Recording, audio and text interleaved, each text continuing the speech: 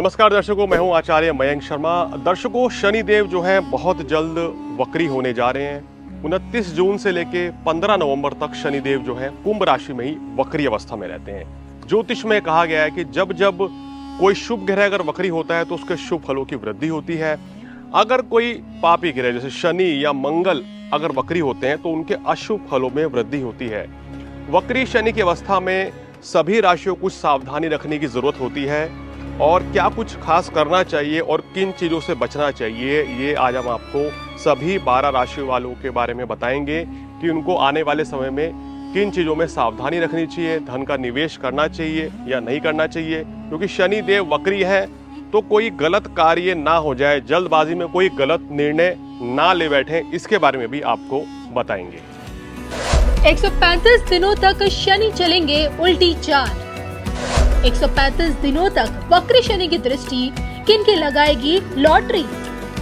135 दिनों तक क्या वक्री शनि लगाएंगे खुशियों पर ब्रेक। 135 दिनों तक शनि कृपा से मिलेगी कितनी दौलत। 135 दिनों तक दंडाधिकारी बनकर शनि दंड देंगे या फिर राहत। क्या कहती है शनि की वक्री चाल, देखे सिर्फ और सिर्फ धर्म ज्ञान पर। नमस्कार, धर्म ज्ञान के दर्शकों का स्वागत है। मैं हूं आपके साथ कविता राणा, मेरे साथ मौजूद हैं आचार्य मयंक शर्मा जी। मयंक जी, स्वागत है आपका। धन्यवाद कविता जी। धर्म ज्ञान के सभी दर्शकों को नमस्कार। ग्रह गोचर की दुनिया में देखिए, अब की बार दंडाधिकारी शनि देव की चाल में बड़ा बदलाव हो रहा है। मैं आपको बता दूं कि 29 जून को शनि अपने घर में यानी कि कुंभ राशि में वक्री होने जा रहे हैं और देखिए 15 नवंबर तक रहेंगे, यानी कि 4.5 महीनों तक। और जब तक शनि देखिए वक्री रहेंगे, उनकी जो दृष्टियां हैं किस प्रकार से आपके जीवन को प्रभावित करेगी। शनि की दृष्टि आपको कितना लाभ भी देकर जा सकते हो, कहाँ आपका नुकसान भी करके जाएगी इन 4.5 महीनों में, खासकर मिथुन राशि मिथुन लगन वाले लोगों के लिए। आइए जानते हैं मयंक जी से। बताइए मयंक जी। देखिए कविता जी, ये चर्चा मिथुन राशि वालों की, मिथुन लगन वालों की करते हैं तो शनिदेव भाग्य स्थान में है और अच्छी अवस्था में शनिदेव आपके यहाँ बैठे हुए हैं। वक्री चाल चलेंगे। शनि की तीसरी दृष्टि लाभ स्थान पे, 7वीं दृष्टि पड़ रही है आपके पराक्रम भाव पर और 10वीं दृष्टि पड़ रही है 6ठे भाव पर। तो देखिए शनिदेव वक्री गति से चलते हैं तो कहते हैं ना कि अगर शुभ स्थान में बैठे हैं तो ये शुभता को बढ़ाते हैं, अगर अशुभ स्थान में बैठे हैं तो ये अशुभता को बढ़ाते हैं। अब वृषभ राशि के बाद अब चर्चा मिथुन राशि की कर रहे हैं तो मिथुन राशि वालों, यहाँ शनि अष्टमेश भी हैं और नवमेश भी है, तो ये चीज ध्यान देने वाली बात है। देखिए आपके लिए शनि का वक्री होना काफी अच्छा साबित होगा जी। ये आपको सबसे इंपॉर्टेंट चीज क्या रहेगी, पॉजिटिविटी आपके अंदर देगा, कार्य में उत्साह बना रहेगा, साहस आपके अंदर बढ़ेगा और अभी तक जो परेशानी, जो दिक्कतें कार्यस्थल पर चल रही थी या जो भी रुकावटें थी वो दूर होने वाली है जी। यहाँ शनिदेव आपको एक हिम्मत देने जा रहे हैं, एक ताकत देंगे, एक नई ऊर्जा का संचार होगा आपके अंदर। जो भी कुछ काम करना चाहते हैं वो आप भली बाती कर पाएंगे। तो ये चीज शनिदेव यहाँ बैठकर आपको देंगे। धर्म कर्म में रुचि बढ़ा देंगे जी। पूजा पाठ, हवन, यज्ञ इत्यादि देखना इस 4-4.5 महीने में आपके घर के अंदर किसी न किसी परिस्थिति वश बनेगा, ऐसा मौका आपको मिलेगा। बहुत से लोग धार्मिक यात्रा पर जो जाने की सोच रहे हैं उनको सुअवसर प्राप्त होगा। तो इस तरह की परिस्थिति देव यहाँ शनिदेव बनाते हैं। बिल्कुल, तो आइए इसी को आगे बढ़ाते हुए अब मयंक शर्मा जी से ये जान लेते हैं कि शनि की तीनों दृष्टि, उनकी तृतीय दृष्टि, सप्तम दृष्टि और दशम दृष्टि आपके किस भाव पे बढ़कर आपको क्या फल दे रही है। सबसे पहले बात करेंगे शनि की तृतीय दृष्टि के बारे में। देखिए शनिदेव यहाँ से अब तीसरे दृष्टि डालेंगे लाभ स्थान पे या नीच दृष्टि है, उसके बावजूद शनिदेव यहाँ अच्छा लाभ देंगे जी। आपको इस समय पैसा जो है, बिजनेसमैन को बात करें खासकर तो उनको पैसा अच्छा खासा मिलेगा। कहीं के फंड्स आपके रुके हुए थे तो वो पैसा मिलता हुआ नजर आ रहा है, कहीं फंसा हुआ पैसा था वो भी आपको मिल जाएगा इस समय पे। और इंपोर्ट एक्सपोर्ट के बिजनेस में आपको अच्छा लाभ मिलता हुआ नजर आ रहा है। जो लोग लोहे की फैक्ट्री, केमिकल की फैक्ट्री चलाते हैं या ठेकेदारी का काम करते हैं, सरकारी नौकरी में है, उनके लिए ये समय काफी अच्छा रहेगा।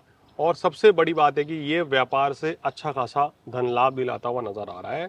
तो शनि की तीसरी दृष्टि जो है आपको पूर्ण बल दे रही है।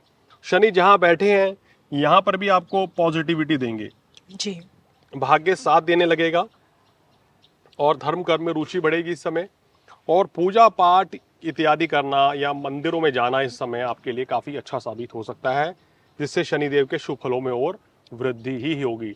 जो लोग वाहन लेना चाहते हैं या प्रोस्पेरिटी के लिए अपनी लाइफ को लग्जरियस बनाना चाहते हैं, उनके लिए सुअवसर रहेगा ये। जी। यानी कि कार ले सकते हैं, वाहन और साथ साथ घर लेने का भी यहाँ प्लान आपका बन सकता है। ऐसी योजना शनिदेव बनाते हुए नजर आ रहे हैं। चमिक जी, ये तो आपने बता दिया कि तृतीय दृष्टि किस तरह से इनको लाभ पहुंचा रही है।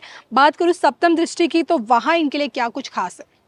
देखिए, शनि की सप्तम दृष्टि पराक्रम भाव को बढ़ाएगी, मगर भाई बहन के साथ कोई मनमुटाव की स्थिति पैदा करती है, क्योंकि शत्रु राशि में बैठ रहे हैं। जी। तो संबंध को खराब होने से यहाँ बचाना चाहिए मिथुन राशि वालों को, कि भाई बहन के साथ किसी भी तरह की कोई मनमुटाव पैदा ना हो।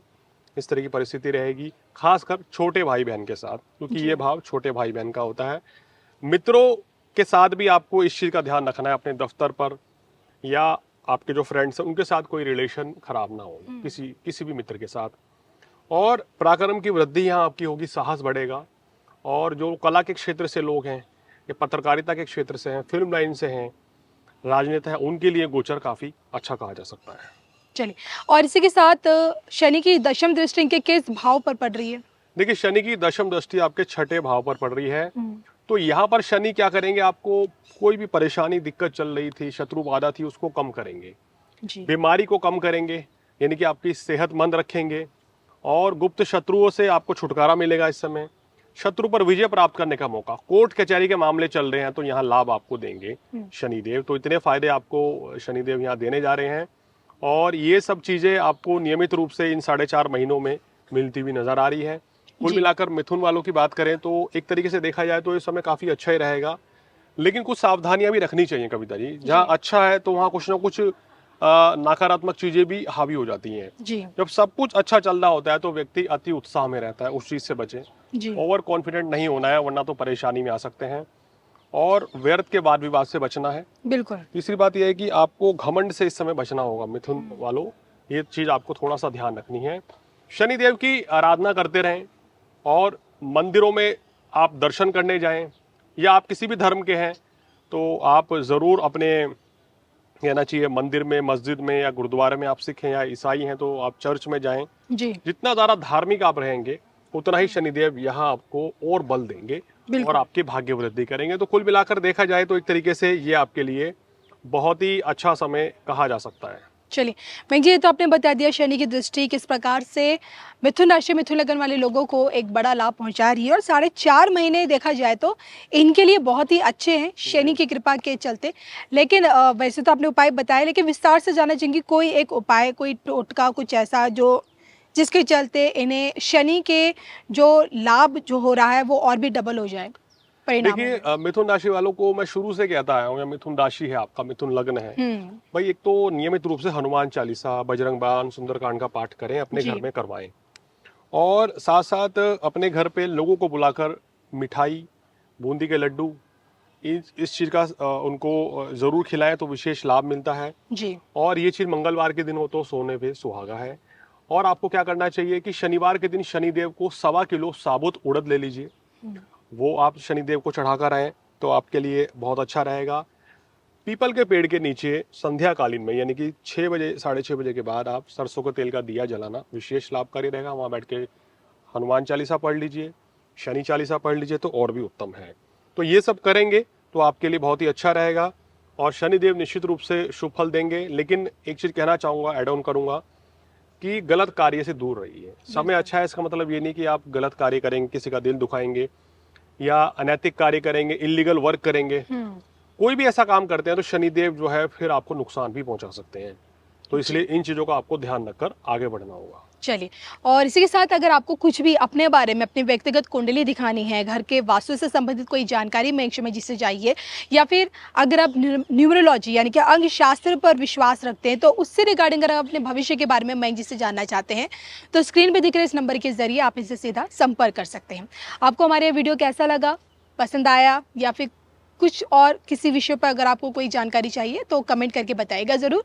और इसी के साथ मुझे, मयंक जी को, दोनों को दीजिए इजाज़त। नमस्कार।